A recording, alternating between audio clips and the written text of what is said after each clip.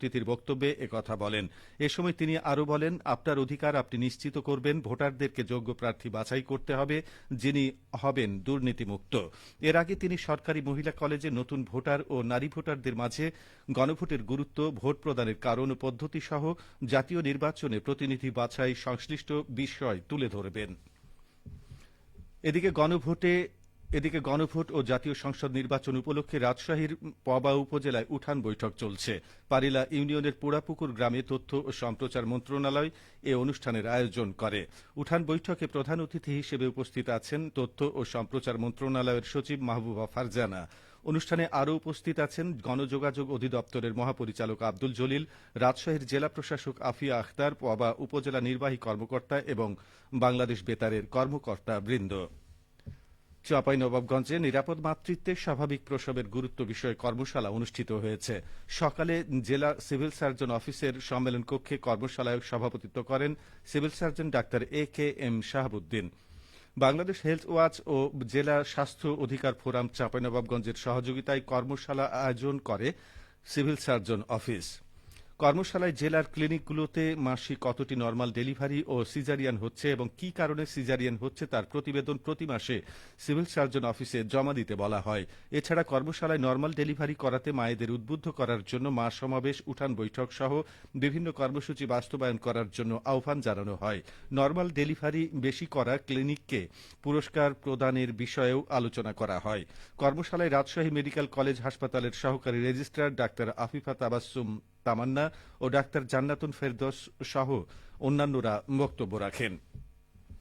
এদিকে সুস্থ ও মেধাবী জাতি গঠনে মা ও শিশুর পুষ্টি নিশ্চিত করতে নাটোর জেলায় মা ও শিশু সহায়তা কর্মসূচি বাস্তবায়নের কৌশল নিয়ে কর্মশালা অনুষ্ঠিত হয়েছে। আজ নাটোর পৌরসভার সম্মেলন কক্ষে আয়োজিত কর্মশালায় সভাপতিত্ব করেন স্থানীয় সরকার বিভাগের উপপরিচালক ও নাটোর পৌরসভার প্রশাসক SHM মাগফুরুল হাসান আব্বাসী। তিনি বলেন, মা ও শিশু সহায়তা কর্মসূচি বাস্তবায়নের মাধ্যমে মা ও শিশুর পুষ্টি চাহিদার অনেকটাই পূরণ করা সম্ভব। এর ফলে শিশুর বুদ্ধিবৃত্তিক বিকাশের মাধ্যমে দেশের মানব সম্পদে পরিণত হওয়ার সুযোগ থাকে। এই কর্মসূচি বাস্তবায়নের মাধ্যমে টেকসই উন্নয়নের অভীষ্ট লক্ষ্য অর্জনের পথে এক ধাপ এগিয়ে যাওয়া হবে। কর্মশালায় স্বাগত বক্তব্যে মহিলা বিষয়ক অধিদপ্তরের উপপরিচালক নীলা হাফিয়া জানান, মা ও শিশু সহায়তা কর্মসূচির আওতায় নাটোর পৌরসভা এলাকায় 20 থেকে 35 বছর বয়সী গর্ভবতী মা গর্ভধারণের 4 থেকে 6 মাসের মধ্যে আবেদন করা থেকে পরবর্তী 36 মাস পর্যন্ত মাসে 800 টাকা করে ভাতা প্রদান করা হচ্ছে। নাটোর পৌরসভায় বর্তমানে 14,000 উপকারভোগী এই ভাতা পাচ্ছেন। প্রতি মাসে নতুন করে 63 জন দুস্থ গর্ভবতী মায়েদের তালিকাভুক্ত হওয়ার সুযোগ রয়েছে।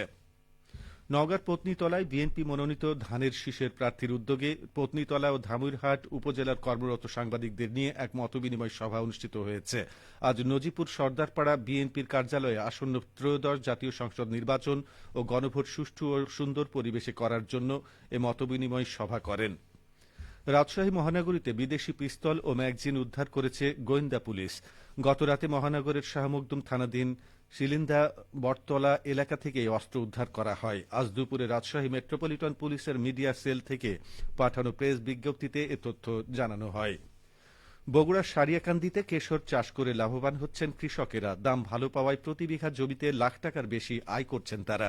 বাজারে ভালো দাম পাওয়ায় এবছর বগুড়ার সারিয়াকান্দি উপজেলার কৃষকেরা কেশর চাষে ঝুঁকে পড়েছেন। গত বছর ভালো লাভ পেয়ে এবছর তারা অধিক জমিতে কেশর চাষ করেছেন। এটি চাষ করতে সাধারণত খুবই কম খরচ হয় এবং রোপণের পর পরিচর্যাও কম করতে হয়। সারিয়াকান্দি উপজেলা কৃষি অফিসের তথ্য অনুযায়ী গত বছরে উপজেলা 5 হেক্টর জমিতে কেশর আবাদ হয়েছিল। এবছর কেশর চাষের লক্ষ্যমাত্রা ধরা হয়েছিল 6 হেক্টর। সারিয়াকান্দি উপজেলা কৃষি কর্মকর্তা মোহাম্মদ আলী জিন্না বলেন, কেশর ভিটামিন সি, আঁশ, শর্করা, ক্যালসিয়াম ও ফসফরাস সমৃদ্ধ, যা রোগ প্রতিরোধ ক্ষমতা বাড়ায়, হজম শক্তি উন্নত করে, কোষ্ঠকাঠিন্য দূর করে, ওজন কমাতে সাহায্য করে এবং এতে থাকা অ্যান্টি ক্যান্সার উপাদান ক্যান্সারের ঝুঁকি কমাতে পারে। সবশেষে আবহাওয়া। আজ রাজশাহীতে সর্বোচ্চ তাপমাত্রা ছিল 25.2 ডিগ্রি এবং সর্বনিম্ন 11.4 ডিগ্রি সেলসিয়াস। বিকেল 3টায় বাতাসে আপেক্ষিক আর্দ্রতার পরিমাণ ছিল 43%। রাজশাহী ও পার্শ্ববর্তী এলাকায় আজ সূর্যাস্ত সন্ধে 5টা 36 মিনিটে। সংবাদ শেষ হলো। আমাদের পরবর্তী স্থানীয় ইংরেজি সংবাদ সন্ধে 6টা 5 মিনিটে।